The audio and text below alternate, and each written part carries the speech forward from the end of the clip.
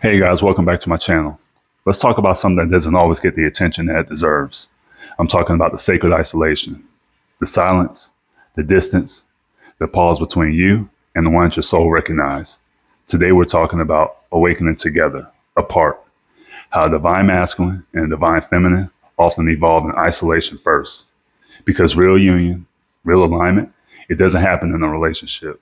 It happens in the wilderness when both souls are stripped of their ego, distractions, and illusions and called back home to themselves. So let's tap in. First, let's discuss why separation is a part of the path. You see, we all romanticize alignment. We crave sacred union, but we easily forget that this is a spiritual initiation. It's not just about romance. And the awakening normally starts with the divine feminine awakening first. She feels the shift in her body, her dreams, and her spirit.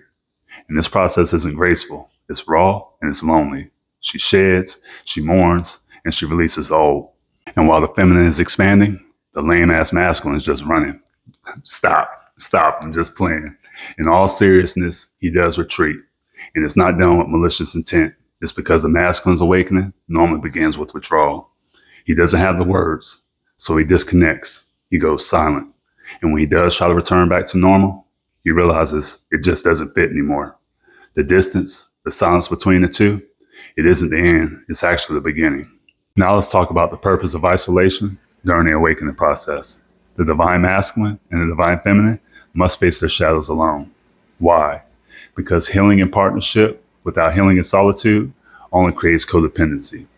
The divine feminine, she learns how to mother herself. She reclaims her voice, her intuition, her truth. The divine masculine, he learns how to father himself. He confronts his fears, his conditioning, his self-worth. Together, apart, they build a stable foundation, not built on romance, but built on remembrance of who they are and why they came to be. So what are the lessons learned in solitude? In solitude, the divine feminine learns to stop chasing. She learns that she's the love that she's always been waiting for. She stops overgiving, stops begging, and stops shrinking. And she becomes. In solitude, the masculine stops running. He realizes that the silence doesn't protect him, it isolates him. So he stops numbing, stops blaming, stops pretending, and becomes. Then they come face to face with the truth. That real union is built on two whole people that have already met themselves in the dark. Divine timing is simply divine training. You aren't forgotten, you're being fortified. This separation is just sacred preparation. If you're still alone, still healing, still waiting, you're not behind. You're simply in divine training.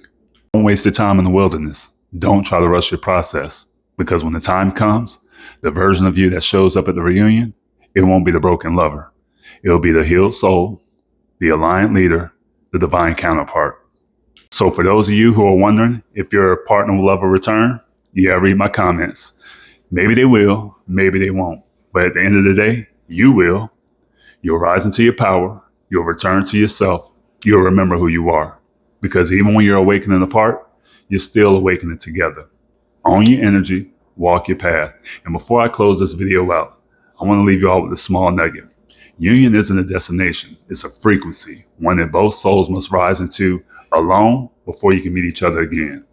If your partner isn't doing the work to rise into that frequency, you will call in a past life soulmate. So just know the work that you're doing, it isn't for nothing. You will be rewarded. You will have the love that you're longing for. Trust your process and keep going. I just wanted you all to have that nugget. Until next time, I'm sending you all so much love and light. Can't wait to speak again. I'll talk to y'all soon.